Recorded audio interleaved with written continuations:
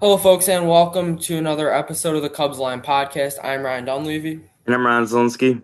and today we are joined by Cubs draft pick Lance Williams from Maryland University. Lance, thank you so much for coming on and welcome to the Cubs, man. Yes, sir. Thank you for having me. Anytime, super excited to get this set up, so we'll get it going. So, just a quick question about draft day. Like, what was that whole process like? And did you have like a little gut feeling that it was going to be the Cubs, just in the waiting process?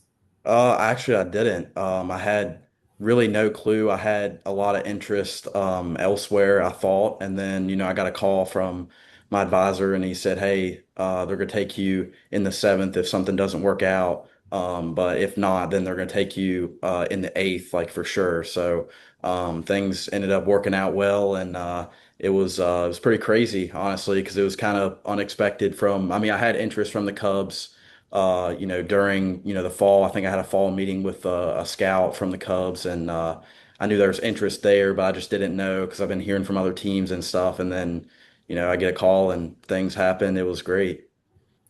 Yeah, it's really cool. Like, what was that whole process like though, with like draft day and just the whole MLB draft experience? I mean, it's something I've been waiting on for a long time. I was gonna be drafted out of high school, but then ended up tearing my UCL. So it's been a long awaited time, but it was amazing. Especially just sitting there hearing my name called. I couldn't get over it. It's what I wanted to do my whole life. So I finally accomplished that. But the work just starts now. So Yeah, it's got to be a very rewarding feeling after getting your name called. yes, sir. Yeah, for sure. Yeah, so you started games this year, you came out of the bullpen and even had a couple saves. Like, what role do you feel most comfortable in? Like, whether it's starting games, coming out of the bullpen, or just shutting the door late in the game?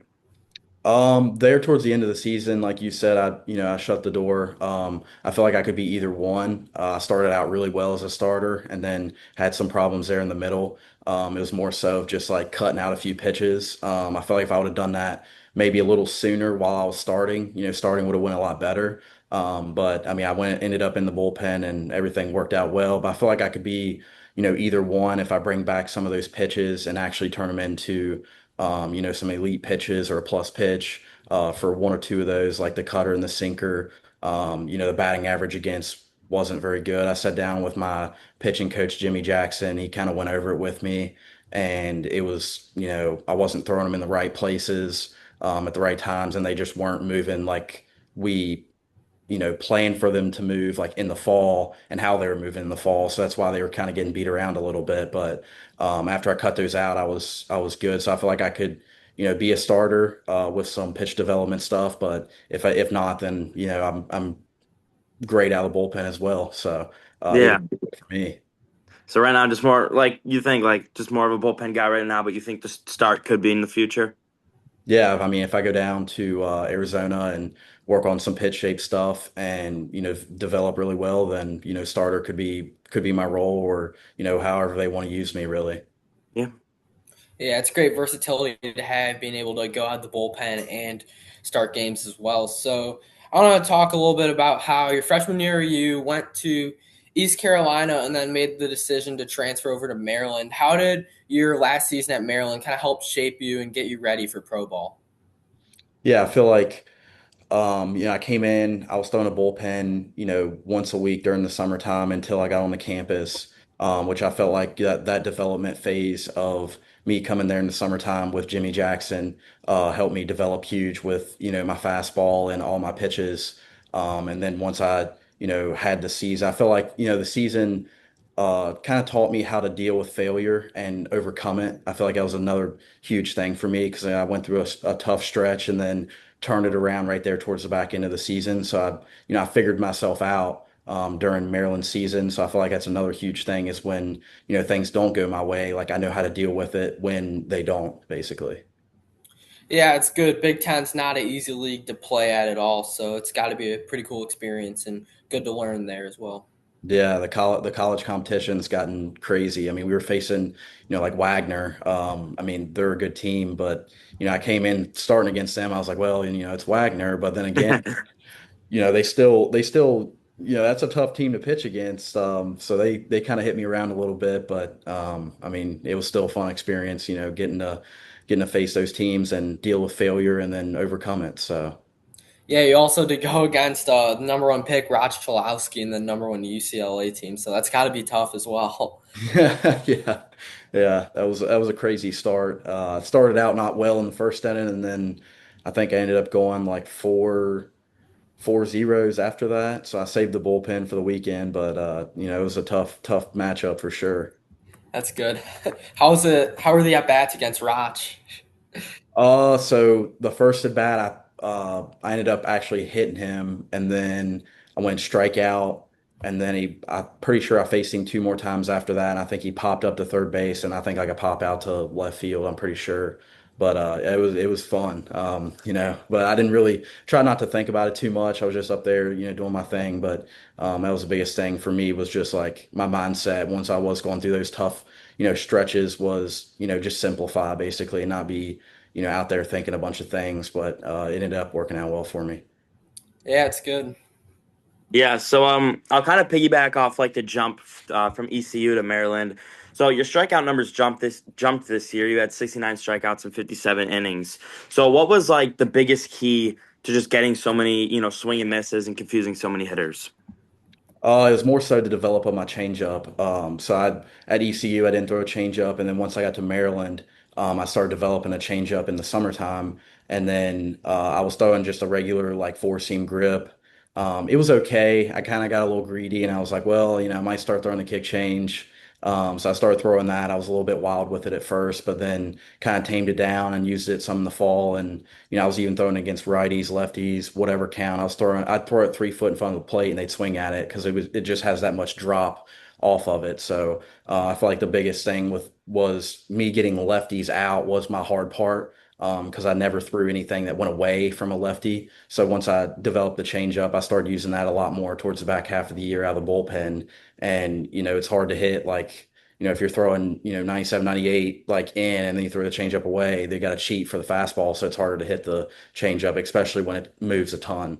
So that was the biggest thing was just the changeup and then also throwing my sweeper a little bit harder, helped me with the righties and making it more basically sharp to make it seem like my fastball and then kind of break off. But I feel like just developing the changeup and throwing the solder a little bit harder was definitely, my key to striking out more hitters. Yeah, because like it seems like with lefties, like they don't face as much, going away from them. So the fact that you got a lot of movement on that probably helped a lot. Yeah, for sure. Yeah, so kind of talking about your pitching style, what should Cubs fans know about your pitching style and what pitches do you throw? So I throw four seam. It has perceived carries, so like how low I am to the ground.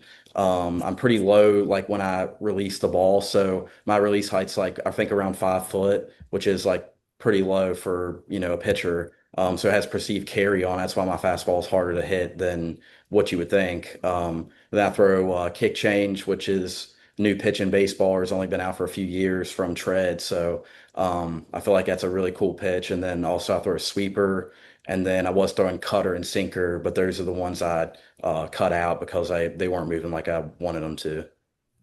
Yeah, I haven't really heard about the kick change before. I'm sure that's new within the baseball world.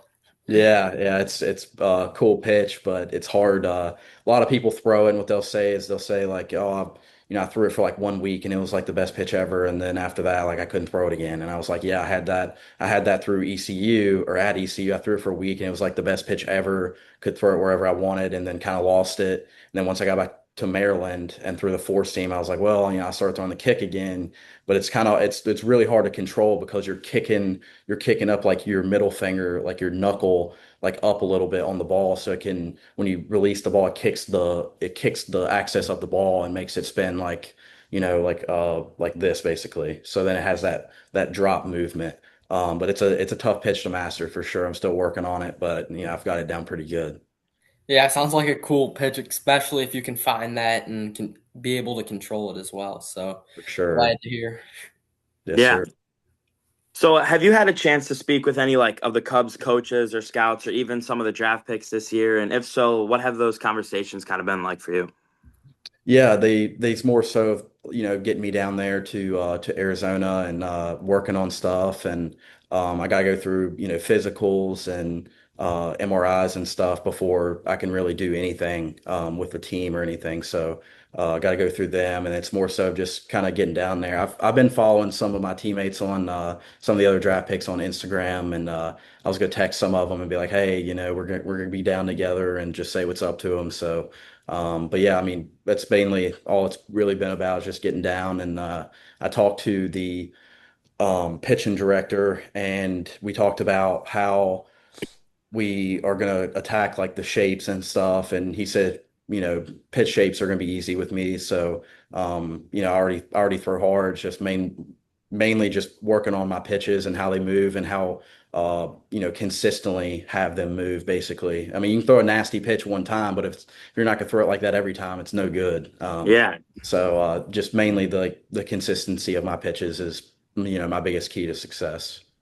Yeah. And would you say the kick change is kind of the hardest one to keep consistency on? Yeah, I mean, sometimes I'll throw it, and on TrackMan, I'm pretty sure y'all don't know. Like, if you do, I mean, it's pretty cool. But usually, sometimes I'll throw it at 0 vert, and then sometimes I'll throw it at like -12, for instance, which is like, unheard of. But Yeah. mainly just keeping that consistent is pretty tough. But I'll definitely get it down within the next few months because I've only been throwing it for less than a year. So I feel like once I finally get that down, it's gonna be really good. Yeah. Yeah, so for my next question is what excites you most about being a part of the Chicago Cubs organization? Yeah, so actually the pitching director is from Stanton. So he's like near me. So he's like an hour away from me, and he called me yesterday with a 540 number, and I thought it was like one of my, friends or something calling me from Stanton because it said Stanton on there. So I was like, "Hey, like what's up?" And it was him. So I was like, "Oh my gosh, that's crazy." Like he was close to me, but he actually knows my pitching coach really well at Maryland, Jimmy Jackson. So they know each other really well, and Jimmy actually told me about him. So that excites me the most, getting down there and actually knowing somebody from my area, and mainly just getting to work with the Cubs. I mean, Wrigley Field with the ivy is like sick. I've always Yeah. been as a kid, and then watched the what was it, the 2016 World Series. Yes, sir. So I watched that as a kid. So I mean, that's pretty awesome as well, with like Chris Bryan and John Lester and all the Cubs guys. But I mean, that was pretty sick watching them as a kid, and then getting drafted by them. So it just excites me honestly to get drafted by a team that they really how would you say, they really prioritize the players the most, and put everything into the players. So I'm most excited about just getting down there and getting to know everybody, and just getting to work. Yeah, it's a cool connection between the pitching coach and stuff, and it's a easier transition when you know people, kind of have those connections. But yeah, there's nothing better than playing for the Chicago Cubs with the ivy and the pinstripes and everything. Nothing Yeah, more authentic. for sure. Yeah. So, for my next question, what was the biggest like overall lesson, whether it be a life lesson or a baseball lesson, that you learned at your time at ECU and even Maryland? I would say just simplify. Like, I mean, I was on the mound thinking too much, thinking I had to do this, thinking I had to do that, and not really, I'd have a good start. I wouldn't celebrate like my success, more so looking back at, oh, what I did wrong. Well, if you have success and you know you did, you should celebrate that, not focus on the bad things, because then once you're on the mound again, then you're thinking, oh, well, I got to do that better. I got to do this better. You should be just out there having fun, thought free, just throwing. That's the biggest thing. It's just, pitch free. Don't like overcomplicate things and just execute at a high level. Yeah, it's really, I mean, I feel like it's a very important lesson for life too, just Yeah, simplify things. yeah, that's right. Yes, sir. And for my last question is, what would it mean to you to one day pitch at Wrigley Field for the Chicago Cubs? Oh my gosh, that'd mean everything to me. That's my ultimate goal is to make it to the majors, and I'm gonna work hard every single day to get there, and I'm gonna do everything I can. So I mean, that would be awesome. Though. Yeah, I love to Yeah. hear that. Yeah. So for my last question, let's say we catch up a year from now.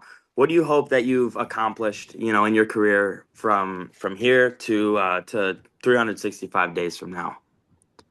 The main thing is just staying healthy and building overall strength with, still keeping my same mobility is my biggest goals. And then also just becoming a better person and better pitcher, obviously, which I feel like is going to be no problem with the help I'm going to get from the Cubs.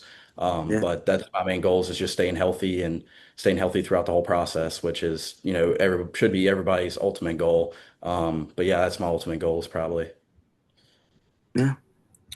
Yeah, it's All good. right, Ryan. One thing, You got any one thing more? for no, before we wrap it up, one thing I want to say, I'm also a December 29th birthday.